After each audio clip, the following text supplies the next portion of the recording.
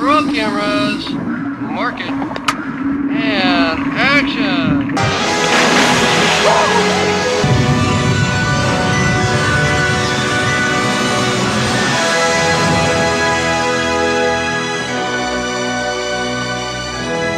Bonjour, bonjour, bienvenue sur ma chaîne YouTube Pépé World. Qu'est-ce que c'est beau!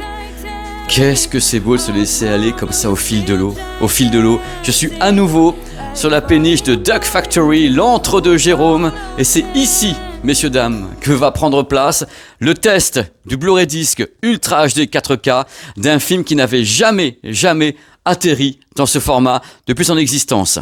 Le voici, le voilà, Abyss. On l'a attendu celui-là quand même, on a même désespéré à un moment donné. Il est là, qu'est-ce que ça vaut ? Est-ce qu'on pleure ? Est-ce qu'on rit ? Est-ce qu'on est enthousiaste ? On va le savoir dans cette vidéo qui sera longue.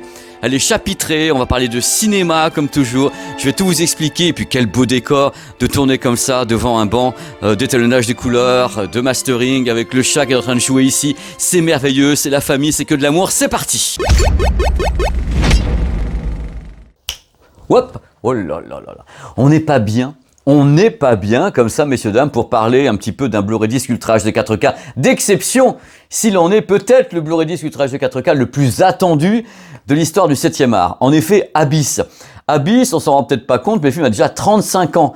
Alors, je suis suffisamment vieux pour l'avoir vu au cinéma. J'étais jeune, hein. Je l'ai vu au cinéma, j'étais déjà, oh là là, mais quelle merveille. Après, j'ai acheté le Laserdisc. Le Laserdisc, il y a 30 cm, il y en avait deux, ça coûtait une blinde. Le Laserdisc, après, j'ai acheté le DVD collector. J'ai eu beaucoup d'espoir d'avoir un Blu-ray disc Full HD qui est jamais arrivé. Et depuis ce moment-là, il y a beaucoup de rumeurs disant que voilà, James Cameron n'en voulait plus en support physique. Il a essayé de faire un master, il a jeté la poubelle ou pas. On saura jamais ce qui s'est passé. Il y a eu tellement de rumeurs et entre-temps, il y a en même temps des diffusion télé avec l'image qui était plus ou moins bonne, c'était n'importe quoi, avec ou sans les barres noires, on savait plus, on en était avec Abyss. À un moment, je me suis même dit, James Cameron trouve que son film n'est pas éligible en Blu-ray disc Ultra HD 4K, je pense que peut-être il pense que la pellicule ou les trucages de ILM à l'époque, ça passe pas très bien au transfert en 4K, je me suis dit, il va abandonner. Il va abandonner le projet, il sortira jamais, il trouve que c'est pas assez bon, parce que c'est un perfectionniste. Et on sait très bien que certains films tournés il y a 35 ans, 40 ans n'ont même pas la même qualité, si je puis dire, d'image ou de trucage. Et quelquefois, quand on scanne ça en 4K, on se retrouve avec un effet de maquette ou des trucs pas possibles. Et peut-être que M. Cameron s'est dit, on va abandonner. Et il a pas abandonné son projet de sortie. Ça va en même temps exorciser toutes ces années où on était dans l'hésitation, on était dans l'attente, on savait pas ce qu'allait se passer. Il est là, ça a été un choc. Quand j'ai su qu'il allait arriver, alors ce que j'ai dans la main, c'est le Blu-ray disc Ultra HD 4K français, vendu en France. Ça sera le 24 avril. Donc moi, j'ai pas testé la version américaine ou un truc comme ça. J'ai directement la chance d'avoir reçu voilà, ce Blu-ray disc Ultra HD 4K qui fait partie d'un trio justement de produits, un trio de sorties de James Cameron, puisqu'il y a Aliens, même chose, j'attendais Aliens, mais ça sera une prochaine vidéo. True Lies, un peu plus facile à faire passer, mais là, c'est quand même quelque chose d'absolument gigantesque. À noter également que le Blu-ray disc va donc être lancé le 24 avril en France, mais qu'on trouve également Abyss en plateforme de streaming. Mais vous connaissez mon point de vue, ça, techniquement, c'est inattaquable. Aucune plateforme de streaming n'a la qualité audio et vidéo d'un Blu-ray disc. C'est pour ça que je fais encore des Blu-ray discs sur cette chaîne, parce que je trouve ça important de vous en parler, parce qu'en plus vous achetez des beaux téléviseurs et tout, on aime les belles choses. Je me suis dit tiens, et pour une fois que je teste pas un truc qui vaut 15 000 $, là c'est quand même cher quand même, mais ça reste acceptable. Donc au menu de la vidéo, on va prendre notre temps pour parler de la façon dont le film a été conçu. C'était tourné comment, les trucages c'était comment, bref, comment est-ce que le film a été conçu et présenté dans les salles de cinéma à l'époque, donc en 89. Voilà, après, qu'y a-t-il sur le Blu-ray disc ? Qu'est-ce qu'ils ont mis dessus ? Il peut y avoir des surprises encore sur les formats, les choses comme ça, on ne sait pas ce qui se passe. Je vais tout vous dire dans cette vidéo, on va y aller franco. Et après, le plus important, les résultats de la qualité d'image et qualité audio. Parce que de vous à moi, j'ai pas souvent le temps de regarder ce qui se passe à droite et à gauche aux États-Unis, sur ce que testent les autres, j'ai pas le temps. Mais là, j'ai regardé un petit peu les revues, des trucs comme ça, et j'ai lu tout et n'importe quoi. Il y a des gens qui disent ouais, c'est une catastrophe, d'autres qui disent ouais, ça va, on va voir où ça en est. Alors catastrophe, pas catastrophe. Dans tous les cas, on commence par la façon dont le film a été conçu par M. Cameron il y a cela 35 ans. Le film a été tourné avec des pellicules en 35 mm, il y a eu du 16 mm et 65 mm pour certains trucages et autres. Je crois qu'il y a eu plusieurs types de pellicules avec des caméras à reflex à chaque fois utilisées par Monsieur Cameron. Il a été présenté en salle au format 2:39:1, dans format wide. Et il a été présenté également en salle en 1:33, c'est-à-dire en effet une image 4/3 sans barre noire, donc ce qu'on appelle de l'open mate. Il était sorti je crois en 2:20 aussi, donc il y a plusieurs formats, mais à la base, moi je l'avais vu en 2:39. Quand je fais ces vidéos, j'y crois à peine, quoi. Je m'imagine encore le gosse que j'étais au cinéma avec les yeux qui brillaient devant tous les films, et je suis là 35 ans après à en parler avec vous pour parler d'un film qui a été restauré, scanné en 4K sur du Blu-ray disc avec 8 millions de pixels. C'est délirant. Le cinéma, c'est délirant. Concernant la partie audio, le film a été mixé en 6 canaux, c'est-à-dire en 5.1 canaux. Voilà, c'était le mixage de l'époque. Waouh! L'heure est venue de parler de ce qu'il y a sur le Blu-ray disc Ultra HD 4K vendu en France le 24 avril. Pour commencer, il faut savoir que cette œuvre que vous avez ici a été entièrement restaurée. C'est-à-dire qu'on a refait un télécinéma. C'est quoi le télécinéma? C'est la pellicule, on scanne. On prend en général, si on peut, l'internégatif et on scanne tout ça en 4K. Après qu'on ait fait l'acquisition, en quelque sorte, de la pellicule en 4K, donc le scan, tout est possible puisqu'on a un signal numérique. Donc on peut tout faire après, y compris travailler les effets spéciaux. Il n'y a pas beaucoup d'effets spéciaux numériques dans le film, mais il y a notamment le serpent de mer qui a été créé par ILM à l'époque, qu'il a fallu certainement retravailler un peu pour que ça passe bien en 4K. On a bien sûr travaillé l'étalonnage des couleurs, on va en parler. Donc sur le Blu-ray disc, on a la version restaurée, la version cinéma et édition spéciale, donc deux versions différentes. Le film est présenté au format respecté scope, donc 2:39. Vous aurez donc des barres noires sur votre téléviseur, c'est normal, avec du HDR, donc HDR10, ainsi que Dolby Vision. Donc on a fait un étalonnage HDR, Dolby Vision, donc pour l'image, ça s'annonce plutôt bien. L'audio, vous tremblez à chaque fois. La VO, Dolby True HD en 7.1.4 canaux, dans laquelle on trouve le Dolby Atmos. Donc si vous avez un décodeur Dolby Atmos, vous récupérerez les canaux d'élévation Dolby Atmos. Si vous n'avez pas le décodeur Dolby Atmos, vous aurez un signal Dolby True HD 7.1.4 ou alors autre chose par rapport à votre système de décodage. La VF est pas si mal lotie que ça, parce que ça aurait pu être bien pire, mais il n'y a pas de Dolby Atmos. Il y a du DTS HD, High Resolution Audio. C'est une version un peu inférieure au DTS HD Master Audio. C'est une version avec une compression avec perte de données. Mais attention, c'est un gros signal, hein, le DTS HD High Resolution Audio, c'est quelque chose de très très fort. Hein. C'est en 5.1 canaux. Donc DTS HD sur la VF et la VO comme toujours qui est surgonflée. On a dû prendre les pistes, faire un truc, un gloubi-boulga. On verra tout à l'heure ce que ça vaut sur le terrain parce que des trucs à dire sur les deux, sur l'image. C'est vraiment un film qu'on attendait tellement que l'expectation est c'est anglais ça. Les attentes, les attentes sont très très élevées. Moi aussi, hein, je l'ai vu en laserdisc, donc analogique. Je l'ai vu en DVD, donc l'image DVD à l'époque, on trouvait ça bien, mais quand on regarde maintenant, on est là, wow, les gens crient et tout. J'ai vu des gens pleurer et tout. Hein, devant le non, le DVD, ça a quand même accusé un peu le coup. Hein, ça a 30 ans quand même. Hein. Donc je l'ai vu également dans des diffusions télé où c'était en HD. Et là maintenant, le voir en Ultra HD 4K, ça me fout un choc. Et justement, quel est le niveau de mon choc?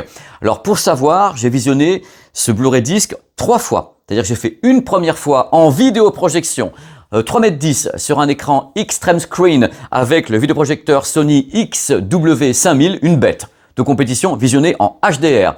Comme le projecteur n'est pas Dolby Vision, j'ai visionné en plus Abyss sur un téléviseur LG G3 avec toujours le même lecteur de Blu-ray disc, le lecteur Oppo 203. Et après, troisième passe pour vérifier un peu tout ça avec le son, VO, VF, donc 3 passes pour être bien sûr, parce que c'est un film culte pour moi, dont je connais carrément tous les paramètres. Je connais la granularité, je connais les plans, je connais le maquettage des bateaux, je vois à peu près les perspectives dans les coursives. Donc c'est un truc que j'avais vraiment en tête, je l'ai vu tellement de fois, et je me suis dit, bon sang, regardez un petit peu dans quel état j'étais quand j'ai envoyé le premier visionnage. 3,10 m d'Abyss ce soir. Bah écoutez, je vous cache pas mon émotion, parce que ça fait quand même des années, voire des dizaines d'années que j'attends ça. Je prendrai mon temps. Voilà, je vous remercie encore. Et passez une excellente soirée. Moi, j'avais tellement la trouille, vous avez vu tout à l'heure, justement, dans la séquence, j'avais tellement la trouille de mettre le Blu-ray disc dans le lecteur, de voir peut-être une catastrophe que, sincèrement, j'étais pas bien. Je me suis dit, pourvu que ça soit pas raté, pourvu qu'en effet, on perde pas Abyss dans les abysses du 7e art, j'étais vraiment pas bien. Et j'ai commencé à regarder le film, et je me suis dit, mais en fin de compte, elle est où la catastrophe annoncée?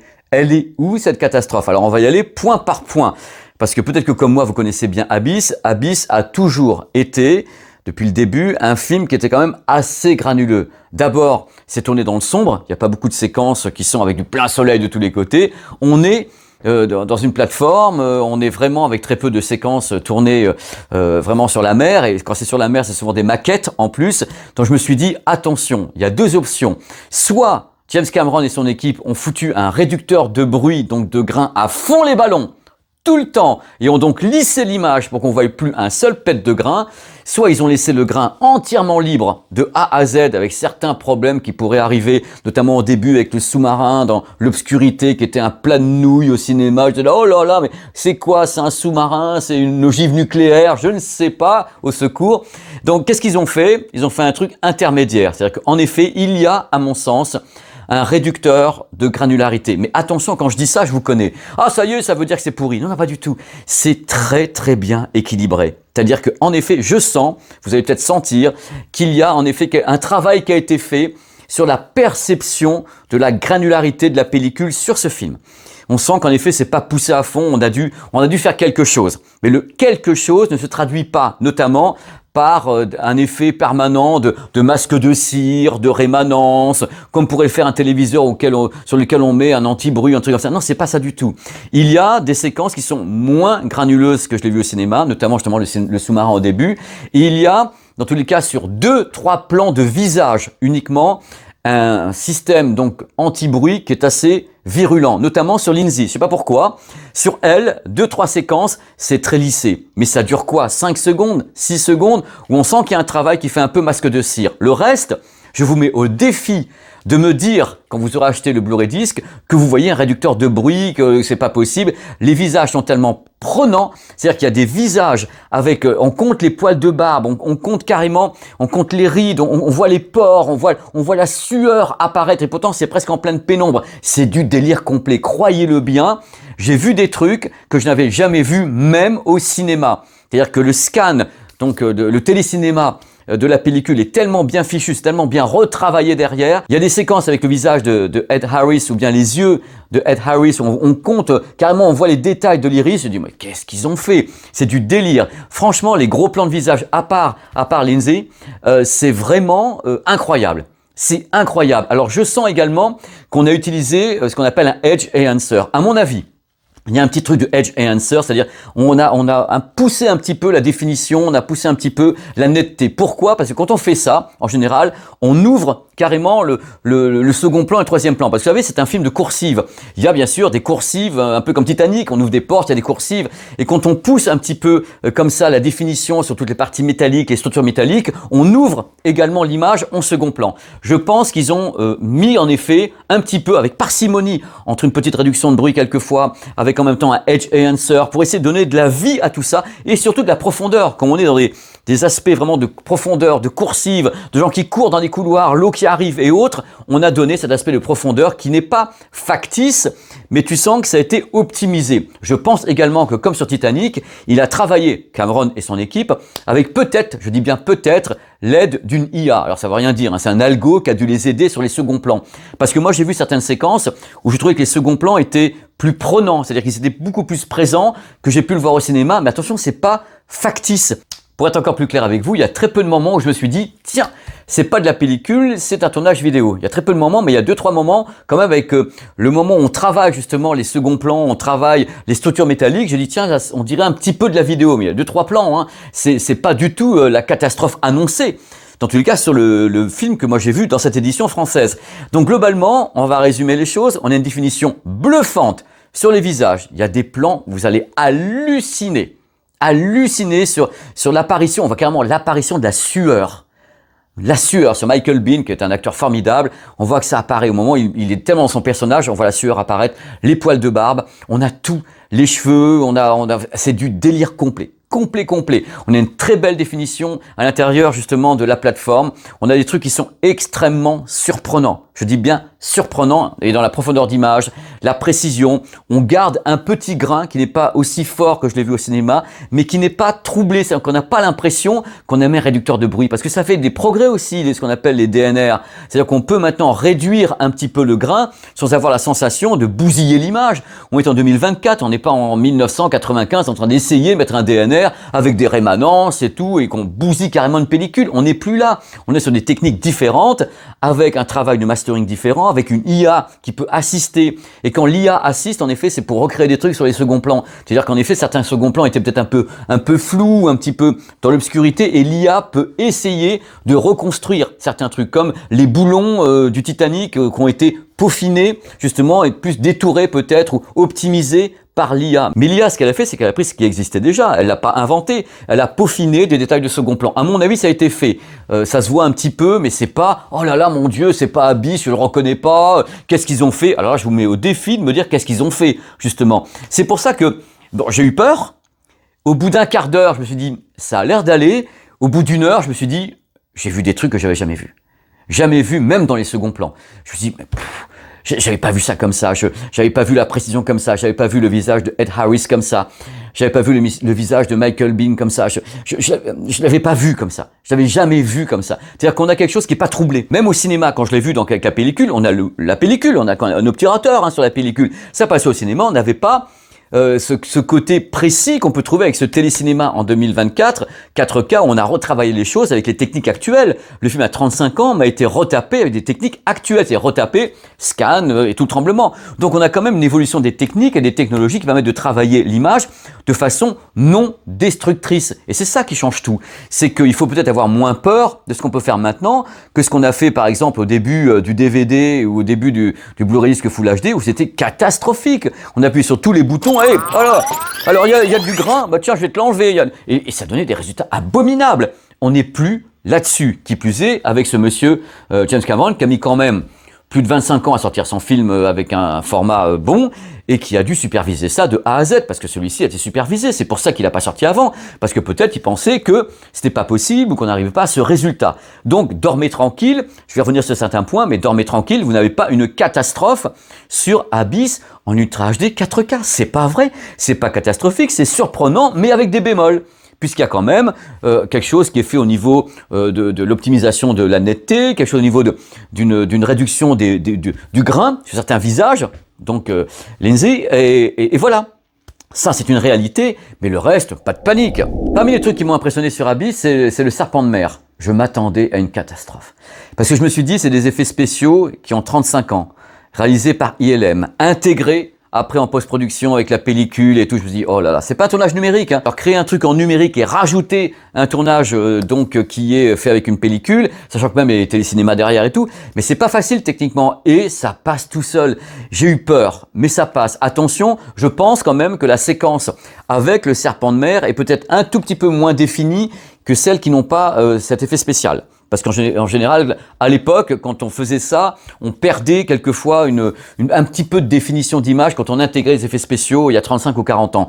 Mais là, même dans Abyss, en 4K, je n'étais pas en train de me dire « Oh là là, ça y est, ça va être catastrophique, on va voir le serpent de mer, ça va être n'importe quoi. » Non, ça passe tout seul. Ça passe parce qu'à mon avis, il y a 6 mois de boulot sur le mastering de la bestiole. Hein. Ils n'ont pas fait ça en claquant du doigt. On a dit, tiens, on va faire un télécinéma, on va scanner la pellicule et on va l'envoyer. Non, non, ils n'ont pas fait ça.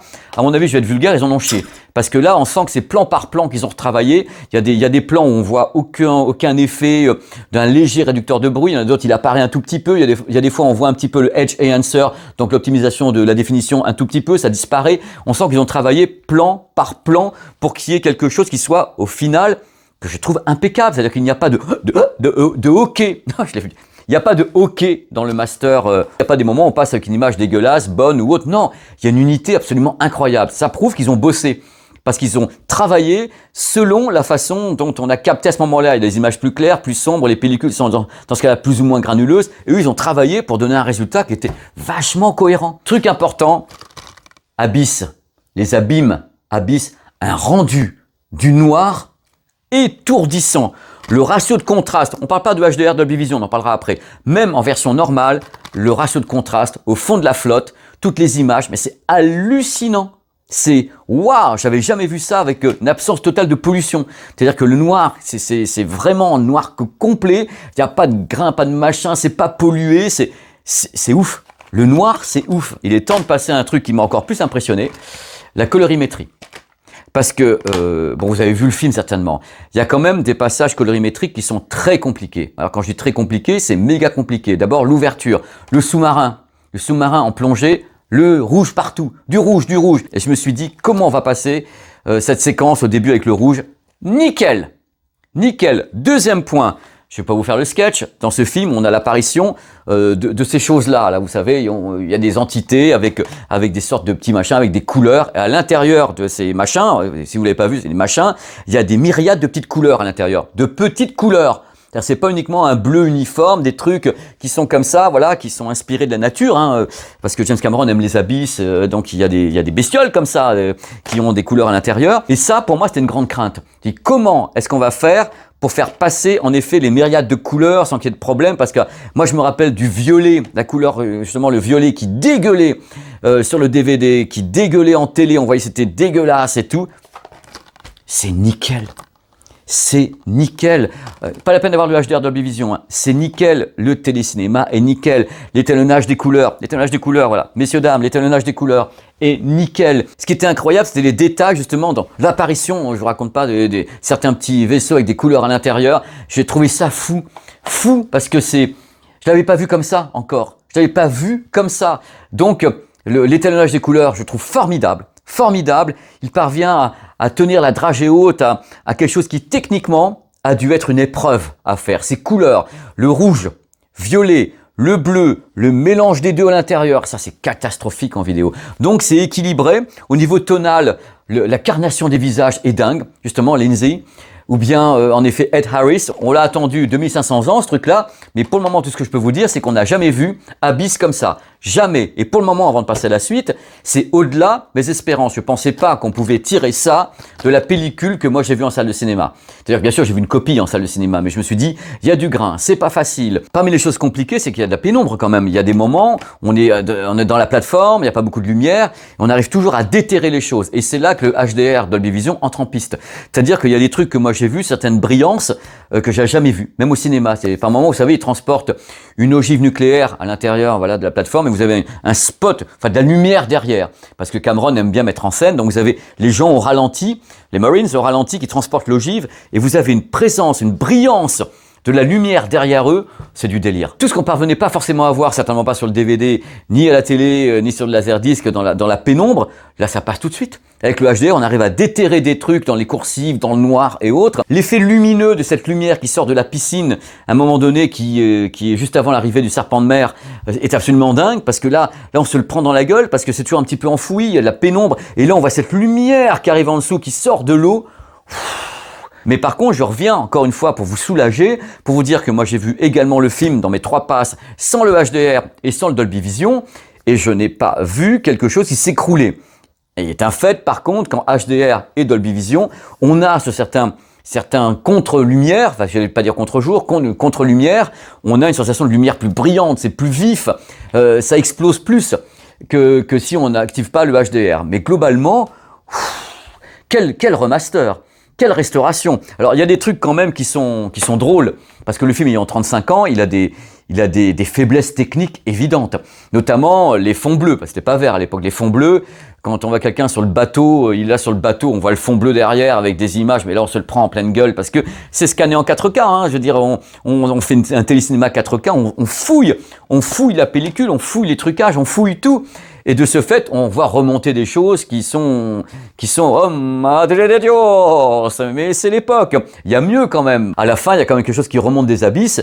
Et là, on sent la maquette à 15 km, quoi. Je veux dire, et même en 4K, on la sent quand on est à 200 km. On voit une sorte de maquette comme ça qui remonte. Et les bateaux, qui sont pour la plupart des maquettes aussi, les bateaux, hein, vous allez voir, vous allez bien vous prendre dans la gueule le côté, les petites maquettes de l'amour. Il y a aussi un truc avec les grues, parce que la grue qui fait ça, qui arrive, la grue c'est une maquette. Et là, vous le voyez bien également dans l'image 4K, que c'est moins une maquette qui se casse la gueule, et c'est des choses qui font partie du film, on va pas le retourner. Mais globalement, c'est assez étonnant. Alors, pour résumer, je vais vous dire quoi? Oui, on a retravaillé l'image, oui, c'est normal de l'avoir fait, on pouvait pas en l'état laissé Abyss comme ça, le scanner en disant bah il y a plein de grains, il y a plein de machins, il y a plein de trucs. C'était un petit peu anarchique à l'époque. Donc on a retravaillé ça, mais dire qu'on l'a mal retravaillé, c'est faux. Et si vous avez la chance d'avoir un bon matériel pour regarder ça, bah vous allez prendre une bonne petite claque, et c'est ce que je vous souhaite dans tous les cas, de prendre une claque à découvrir ou redécouvrir ce film sous un nouveau jour, un jour travaillé avec les moyens actuels. On sent qu'ils étaient là avec les potards, dire je t'en mets pas trop, on fait attention, on sent qu'ils y allaient vraiment sur des œufs, plan par plan. Voilà.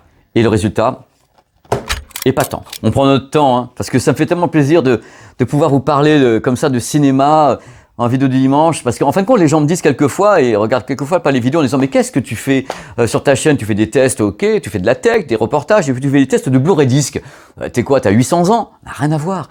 Parce que les tests de Blu-ray disc, c'est quoi? C'est les films sur Blu-ray disc. Ça veut dire quoi? Ça veut dire parler de cinéma.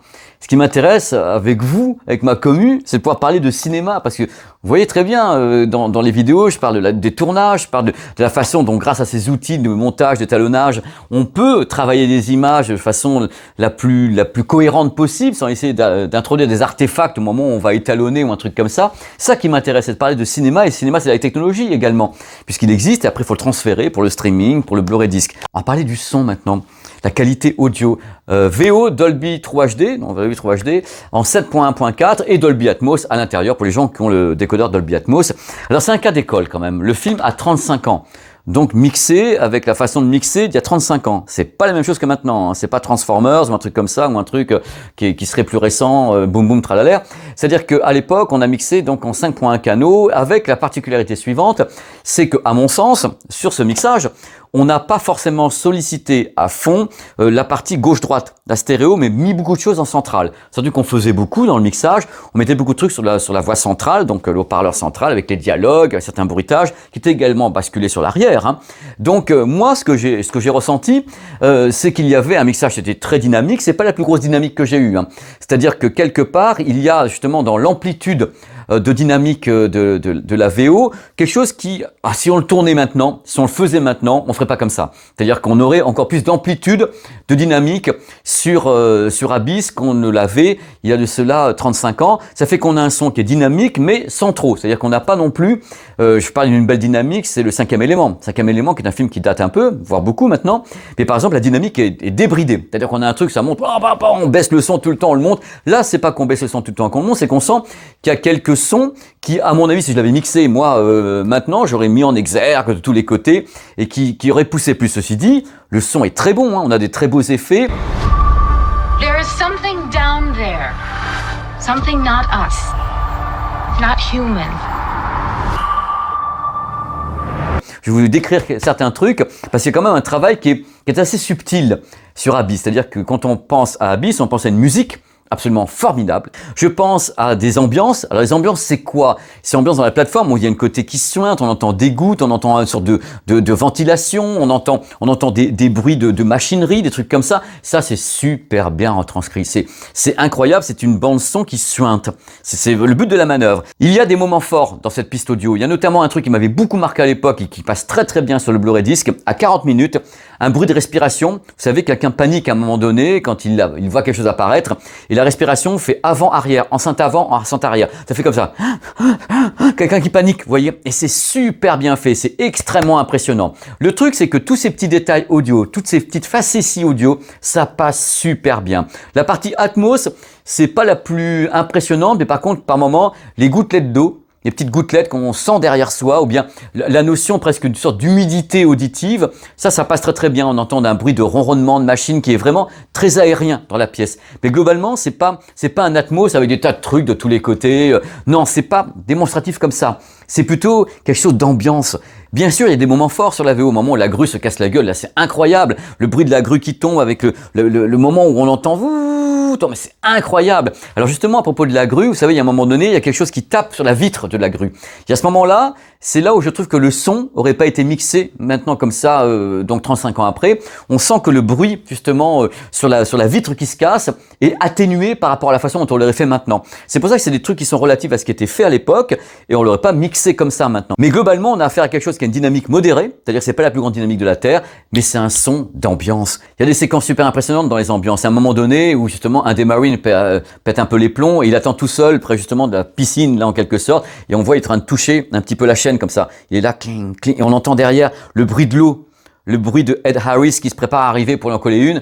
Et ça, ces ambiances dans cette pièce-là sont délirantes. Globalement, c'est un film d'ambiance, un film qui vous prend, qui suinte. C'est de la flotte, hein, qui suinte en audio, et quand c'est bien retranscrit, on a des belles ambiances.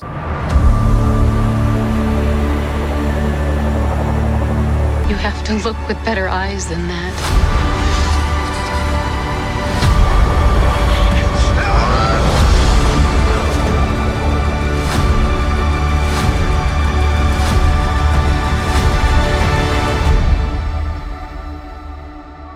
C'est incroyable. On a des effets d'ambiance qui vous prennent au tripes. Et c'était le but de la manœuvre, hein, avec quelques bonnes notions de dynamique quand ça part. Et la musique est très bien mixée dans tout ça, qui est un véritable ballet, c'est orchestral, c'est très beau. Voilà, c'est une bande son qui est atypique, à mon sens, dans le mixage, mais qui correspond bien à la façon de travailler à l'époque, il y a 35 ans, sur la notion d'ambiance, de tous les côtés, avec une très belle retranscription des voix, parce que l'enceinte centrale est très motivée, des belles voix, c'est vraiment très très beau. Alors, l'AVF reprend exactement les mêmes codes. C'est-à-dire que par contre, on a moins de niveaux. Hein. Je vous dis tout de suite, quand on passe d'un à l'autre, c'est un peu compliqué. L'AVF reprend tous ces codes-là, y compris les moments avec la respiration, le mixage et autres, c'est la même chose. Mais on va pas se mentir, il y a moins de patates sur l'AVF, qui est très bonne, hein, mais il y a moins de patates, il y a moins de détails. On sent, quand on compare même en temps réel directement sa façon de mixer certaines choses, on sent qu'il y a des décalages dans le mixage qui sont pas les mêmes choix faits, même si on garde les mêmes bases, c'est pas tout à fait les mêmes choix. Bien sûr, je préfère la VO parce qu'en plus c'est la voix des acteurs, même si on a les meilleurs comédiens de doublage au monde, parce que c'est vrai, on les a. Moi, je préfère toujours me tourner vers les acteurs pour tester, parce que le mixage a été fait plutôt comme ça à Hollywood. Mais globalement, c'est deux pistes audio qui tiennent bien le coup, hein. La VF en DTS HD, ou bien la VO en True HD, ou bien Dolby Atmos, hein, c'est la même. C'est vraiment quelque chose qui est vachement bien. Hein. Ce sont des mixages à la fois d'ambiance, à la fois dynamique et à la fois avec du grave. Il y a du grave. Hein. C'est pas non plus le grave le plus tonitruant de la Terre. C'est pas Jurassic Park en DTS, mais on sent qu'il y a du grave. Il y a des belles surprises et il y a des beaux bruitages. C'est vraiment un cas d'école sur la qualité des bruitages de ce film. C'est vraiment étonnant et on le retrouve bien sur le Blu-ray disc. Voilà. C'est ce que j'avais à vous dire. Donc, pour les gens qui, je vous connais, parce que moi-même, je paniquais. Pour les gens qui paniquaient peut-être en se disant hey, « c'est la première fois qu'Abyss sort en 4K, pourvu que ça soit réussi, qu'on commence à mettre des cierges et tout. » En disant « mais est-ce que Pépé va nous donner des bonnes nouvelles? Est-ce qu'il va nous donner des bonnes nouvelles, ce petit chevelu ?» Bah ouais, je vous donne des bonnes nouvelles parce que j'ai fini le visionnage, le premier, en étant soulagé. Pas 100% satisfait, il y a encore des petits trucs, je me demande pourquoi ils ont fait deux, trois visages un peu lissés ou des trucs comme ça. C'est rien du tout, ça, c'est rien, c'est ce qu'on dit un P sur une toile cirée. C'est rien du tout, mais je suis sorti en disant ouf, parce que ça, je vais être vulgaire, ça m'aurait fait chier de vous faire une vidéo en vous disant c'est raté. Ça m'aurait gonflé. Parce que je sais que vous l'attendiez, je l'attendais aussi, et ça m'aurait vraiment attristé, je dis bien attristé, de me dire ah bah ouais, mais ils ont foiré Hollywood, quoi. Ils ont foiré. Et ben c'est pas le cas. Ils n'ont pas du tout foiré. Ils ont fait, je pense qu'on peut faire au mieux par rapport à ce qu'on avait, et donc les éléments existants et les moyens techniques actuels. C'est-à-dire que c'est vraiment une restauration qui correspond à l'époque dans laquelle on vit avec toutes ces technologies. Et voilà, et c'est utilisé, encore une fois, j'emploie le mot, c'est important, avec parcimonie. Il n'y a rien qui est destructeur au sens destructeur du terme. Il n'y a rien. Il n'y a rien qui permet de dire « Ah bah là, je reconnais pas le visage de Ed Harris, ah bah là, je reconnais pas la plateforme, je reconnais pas si je... » Non, on reconnaît tout. Seulement, c'est optimiser, c'est pas améliorer au sens amélioré du terme, c'est optimiser pour que ça soit bien en 4K, que ça passe bien en Blu-ray disc, sans nuire à la partie artistique, technique. Le directeur de la photo ne doit pas pleurer, hein. Il doit être content qu'on puisse voir autant de choses, notamment en HDR, dans les pénombres. C'est bien, je suis content. Voilà, je suis content d'avoir fait cette vidéo parce que c'est une vidéo du dimanche, c'est volontaire de ma part de dire on va mettre ça le dimanche parce que au bout de tant d'années, des dizaines d'années d'attente, ça méritait bien une vidéo du dimanche sur ma chaîne. Surtout, quand vous achetez ce disque le 24 avril ou après, ou si vous regardez en streaming, ce qui n'est pas la même chose, hein, le streaming, hein, c'est pas les mêmes caractéristiques techniques, n'hésitez pas à me dire, voilà, Pépé, j'ai trouvé ci, j'ai trouvé ça, c'est important pour moi. Moi, j'ai fait 3 visionnages avec 3 types de produits différents, on a testé les choses comme il faut, et voilà. Et dites-moi ce que vous en pensez. Dans tous les cas, j'espère que ça vous a bien rassuré. Moi, je vous rassure pas pour vous faire plaisir, je vous rassure pour vous dire ce que j'ai vécu. Et je l'ai vécu en ayant un œil super critique parce que c'est un de mes films favoris. All time. Depuis le début de ma petite carrière de cinéphile, c'est vraiment un film que je place au panthéon, celui-ci. Et le test suivant sera Aliens, du même James Cameron, sur lequel j'ai beaucoup d'inquiétudes aussi, parce qu'il est plus compliqué que celui-ci à passer encore. Et le grain est comme ça, il y a des tas de trucs pendant le tournage, on verra bien comment ça passe. Voilà, je vais continuer à scruter pour vous les films sur Blu-ray Disc. Et n'oubliez pas, la bonne parole, c'est ces tests de Blu-ray Disc, c'est avant tout des vidéos qui parlent de cinéma. C'est du cinéma, c'est de l'entertainment, c'est de la distraction, c'est que du bonheur, c'est que de l'amour pour le 7e art. Merci d'avoir regardé.